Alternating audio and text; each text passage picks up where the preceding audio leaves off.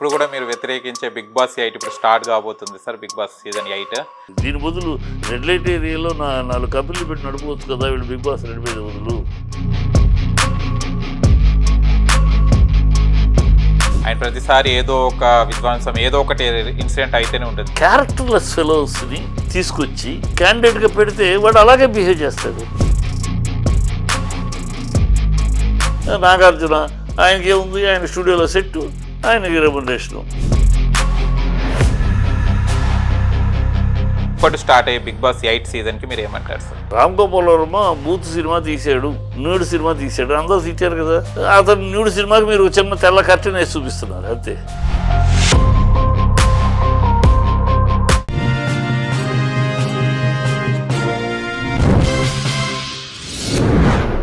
Hi hello నమస్తే, welcome to social post. నేను మీ యాంకర్ పప్పు. ఈరోజు నేను ఒక స్పెషల్ గెస్ట్ నుండి, ఆ గెస్ట్ ఎవరు కాదు, cinema critic, political analyst, producer Chittibabu గారితో ఉన్నాను. అండ్ రీసెంట్లీ జరుగుతున్న ప్రజెంట్ సిచ్యువేషన్లో చాలా రాజకీయాలు ఏపీలో జరుగుతున్నాయి. అండ్ మన తెలంగాణలో కూడా చాలా విషయాలు జరుగుతున్నాయి. అండ్ సినిమాల వాళ్ళు కూడా పోట్లాడుకోవడం, కొట్టుకోవడం కూడా జరుగుతుంది. దాని మీద మన చిట్టిబాబు గారిని తను ఏమనుకుంటున్నారు తన ద్వారా తెలుసుకోవడానికి ప్రయత్నిద్దాం.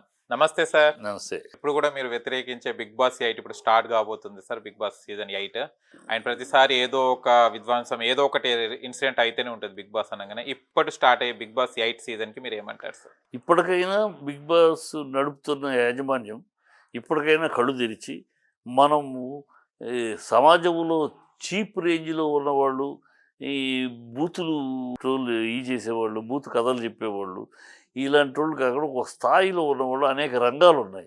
వివిధ రంగాల్లో ఉన్న నిష్ణాతుల్ని, వివిధ రంగాల్లో ఉన్న ప్రముఖుల్ని, కాస్త విజ్ఞానం ఉన్నవాళ్ళని, అలాంటి వాళ్ళని కలిస్తే దాని యొక్క ఆ బిగ్ బాస్ యొక్క ముఖ్యోద్దేశం నెరవేరుతుంది.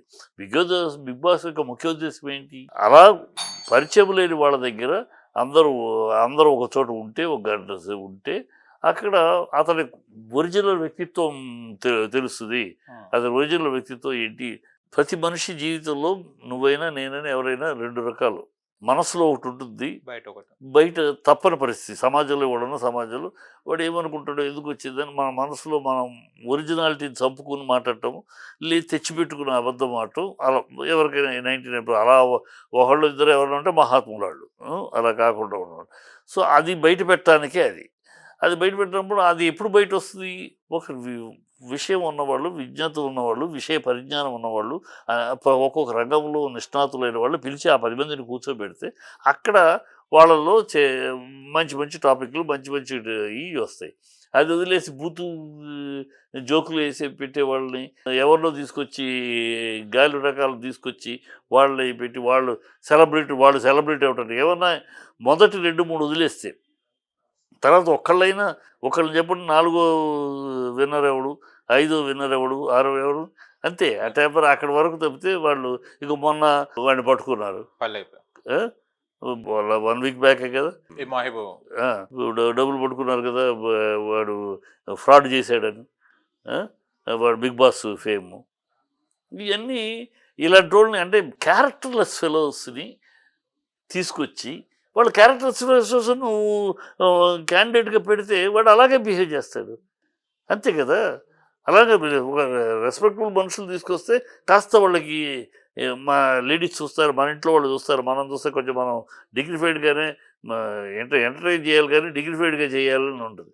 అంతేగాని బూతులతోటి, డబుల్ మీనింగ్లతోటి కౌగిలించుకుంటారు, ముద్దులు పెట్టుకుంటారు, బెడ్రూముల్లో మాట్లాడుకుంటారు. ఆయన ఓపెన్గా నీ బెడ్రూమ్ 4 వాల్స్ మధ్య ఉండేది ఓపెన్ చేస్తూ ఉంటే అందుకని అసహించుకుంటారు జనాలు.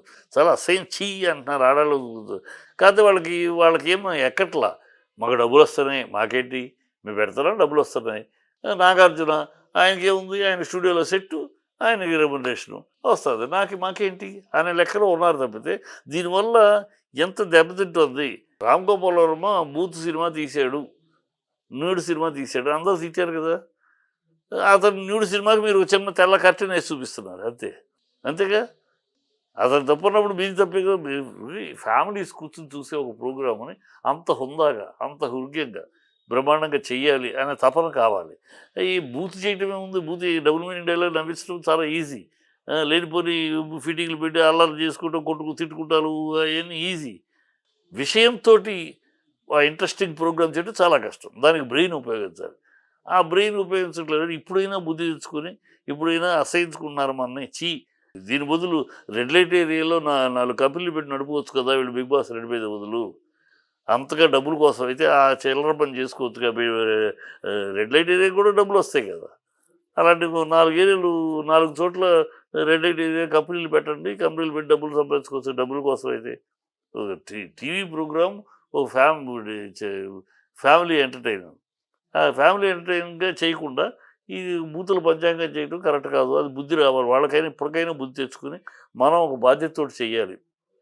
So, selecting the candidates select చేయడం గానీ, ఇచ్చే టాస్కులు గానీ, ఒక గౌరవప్రదంగాను ఫ్యామిలీ మొత్తం ఇప్పుడు బ బ కౌన్ కరోగే కరోడ్‌పతి ఉంది. దాన్నెందుకు విమర్శించలా? ఎవడు ఎందుకు కౌన్ కనేగా కరోడ్‌పతిలో నాలెడ్జ్. అంత నాలెడ్జి చిన్నపిల్లాడి కాడ నుంచి పెద్దాళ్ళ దాకా అది చూస్తా ఉంటే పార్టిసిపేట్ చూసేవాడికి ఎంతో చూడాలి. నాలెడ్జ్, తెలియని విషయాలు అనేక తెలుసుకుంటున్నారు. ఆ నాలెడ్జ్. అందుకని దానికి అంత నీరాజనాలు పెట్టారు. అలా ఉండాలి. చూసేవాళ్ళకి ఒక ఒక మెదడుకు మేత ఉండాలి.